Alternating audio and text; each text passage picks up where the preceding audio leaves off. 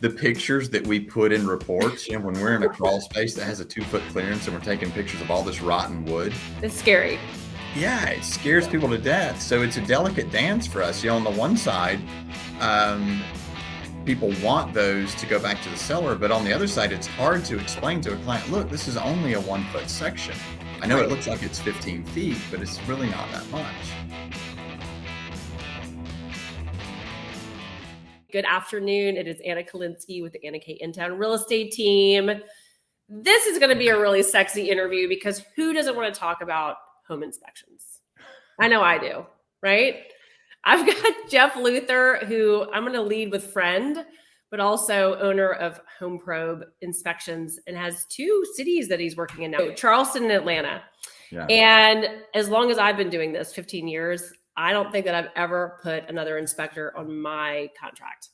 And that's for a reason. And so we're going to dive into that today. And so very happy to have you here with me today, Jeff. Very good to see you. Yeah, good to see you. I'm lucky to be here for sure. Okay, so today, every time we have a small business spotlight, we have all kinds of different people. We had a creative director, we have mortgage lenders, of course, we have painters and all different types of things. And they usually have something to do with real estate. And this is a really good partnership because I feel like it's impossible to sell a house or to buy a house without getting a home inspection. Would you advise so? I would not advise buying a house without a home inspection. And it's not just because you own the company. Not just because I own the company. I love that. Well, let's get into that. So obviously it feels like really obvious to get a home inspection when you buy a home. But I think that some people feel like they can go it alone, and maybe just if they buy a condo or if they, buy a house that looks really pretty, that maybe sometimes they don't need to spend the money. Yep. And so we're going to kind of unpack that. But before we do that, I want to know a little bit more about your business, Jeff. We've been working together for over 15 years, and I'm really proud of how far you've come and how far your company has come. But since our consumers and our clients and our friends watching this don't know about your path, why don't you tell us about it? Yeah, so it's a business I started a little over 20 years ago. And admittedly, I just started it to generate revenue, right? I didn't intend to start a home inspection company. Were you I love crawling under houses, or you just saw it as like a way to start a business? All right. I thought I work for a Fortune 100 that I hate. I hated Fridays because I knew I had to go back to that place on Monday. I was getting married and I quit. So I thought I have to earn money somehow. That's what I thought. And if I had to crawl under houses to do it, that's what I was going to do.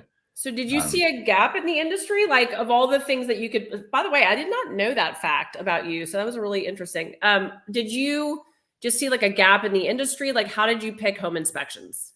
I did. I had a home inspection done on a house that I bought, and it left a lot to be desired. And it was a 1920s bungalow over in Edgewood. And now I remember thinking, golly, this house is sitting right on the dirt, and this guy is clean as can be, and he's done.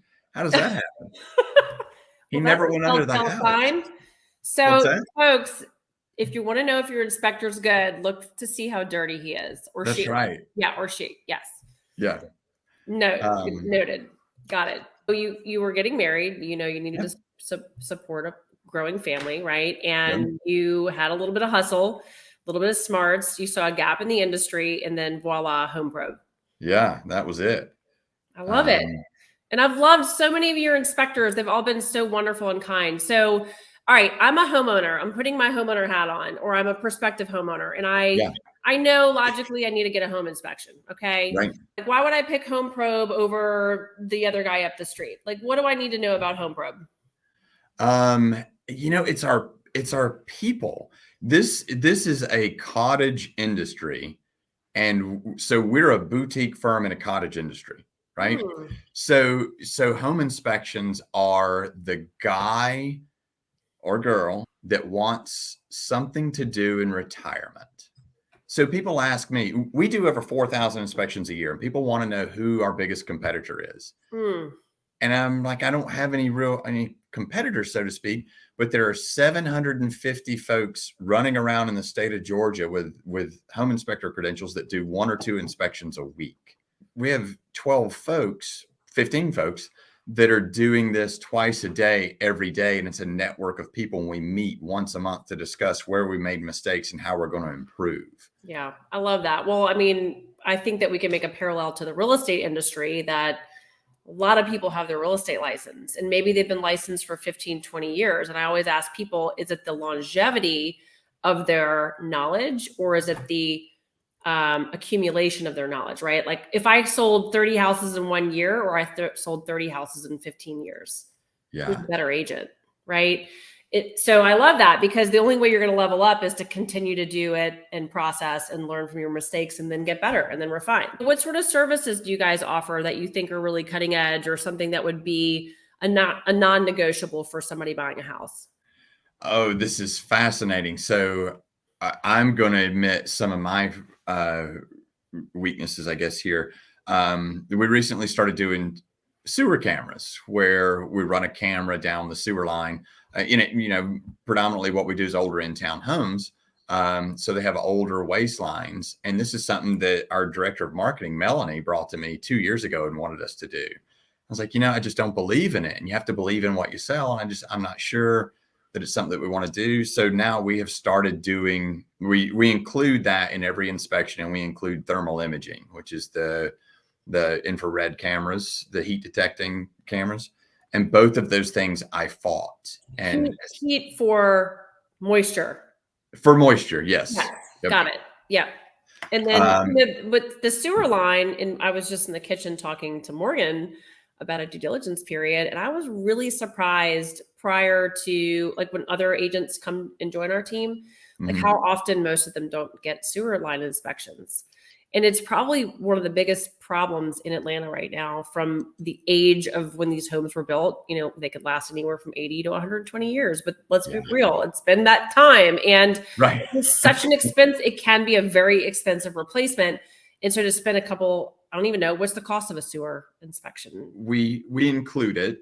And if they don't want it, then I think we credit back $75. Okay, so 100 to 200 bucks, even if you just came and got one, to save potentially 5, 10, 15,000. And what if the sewer line is under your driveway? Oh, what if the sewer line runs under your neighbor's house? Yeah. We've had that. Yeah. All of those things. You're right. It's easy for people to say, oh, I want to save $1, but they don't realize what the opportunity cost is there. The sewer scopes, we have stats on that. We have a guy that runs that department, and he's proud of it. He's built a great department. It's pretty amazing. But he sends out a stat report every week, and we're at about 43% on issues on the houses that we do sewer scopes on. So negotiating tactic hack. Okay. Right. If you're a listing agent, don't listen. Okay. If you're a buyer's agent, tune in, right? If you're buying a house, here's what you need to know. Sewer line, like Jeff said, probably one of the not more expensive, but it can be a very expensive replacement, and is a great negotiating tactic that you might be leaving on the table if you don't have that imagery to point to something being wrong underneath the ground. It could be a root, it could be a crack, it could be where it connects to the city. Lots of problems. We see it all the time. So I love that you guys are doing that. So what do people get with the infrared reading? What are we looking for there? It's a thermal imaging scan, and what it detects is change in temperature, basically. So, like the way you cool your body off is you perspire, and then the evaporation of the perspiration cools your body. So the same thing happens in a house. If you have water that gets out on a surface, that water, the cooling effect of the water, the evaporation, causes a change in temperature. So we can detect that change in temperature with a thermal imaging camera, really just scanning walls. So we're finding water leaks that people actually live in the house and didn't even know existed. And we know where there's water, there is other things. Yeah. Yeah. Water causes myriad. Yeah. What are like the top 5 deal breakers that typically show up on your inspection report? So the top 5, the top deal breaker, the top issue is structural problems. and Anna, a lot of times that happens. Taking ownership here, the pictures that we put in reports, when we're in a crawl space that has a 2-foot clearance and we're taking pictures of all this rotten wood. It's scary. Yeah, it scares people to death. So it's a delicate dance for us. On the one side, people want those to go back to the seller, but on the other side, it's hard to explain to a client, look, this is only a 1-foot section. I know it looks like it's 15 feet, but it's really not that much. But the pictures look bad. Right. And then that's when the agents kind of come in and we're like, all right, hold on. I will say that is one of the most beneficial aspects of using a real estate agent, using a professional real estate agent. I feel like a bell should go off every time somebody says that, like bing. But the consumer does it. They don't understand. It's like I always tell folks, like when I went through my stuff, I was like, you think you're ready for battle until you hit the battlefield. What's number two? Number two, honestly, we're talking about what we just talked about, plumbing. Okay. Plumbing issues. But specifically sewer line or like both? Elbow joists. Sewer line and supply line. So people get freaked out over the old equipment. Sellers see, understanding the emotional side of the seller. Well, I've lived in this house for 30 years with this plumbing and it's been perfectly fine. And now you're asking me to put you in a position of betterment so that you can buy this home. So they kind of dig their heels in, and then the buyer wants new. And it's costly, it's expensive. And a lot of times buyers are wanting to get all of this resolved the day of the inspection. So for us, we like to say, here, we're going to send this to you tonight. And we usually send it around 11, process it, go through it, and then figure out what's important to you tomorrow. I didn't know how much I didn't know about a house until I got into this business. And then I'm like, do I even really need to know all that?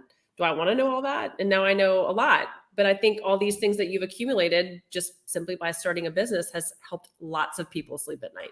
More than you want to know, right? All right. So we are at structure, plumbing. What's 3? Roofs. Roofs are a hang up. And here's what happens with a roof. We go up, we walk the roof, we take pictures of all the missing granules. We take pictures of all the granules down in the gutters. We take pictures of the fiberglass mat that's visible around the edge of the shingle.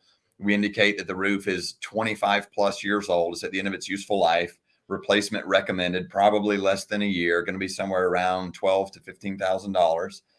The buyer here? The buyer here's the roof needs to be replaced. They want all the money. Yeah. Okay, right now. Yep. Who needs to pay for it? The seller. And the seller's like, absolutely. I've lived in this house for 40 years. I've never had a problem with the roof. Right.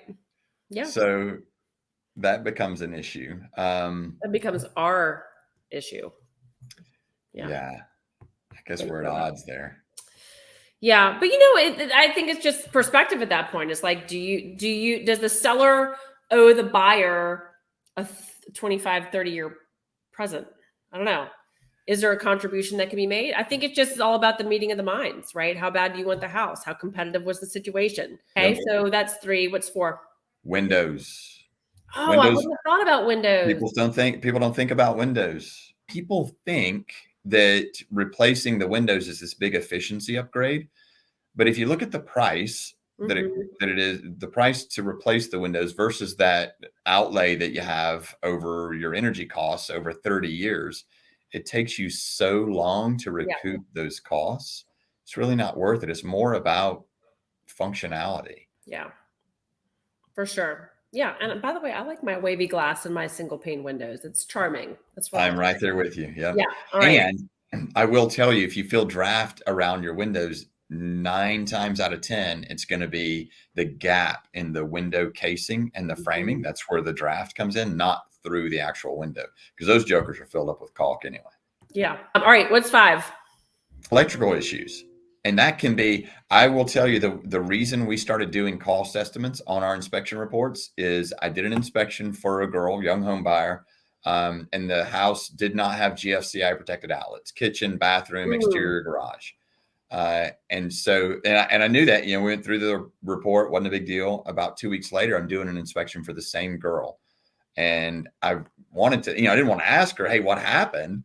So I wanted to know why she didn't buy that house. And I kind of beat around the bush. And finally, she said, oh, it had these huge electrical problems.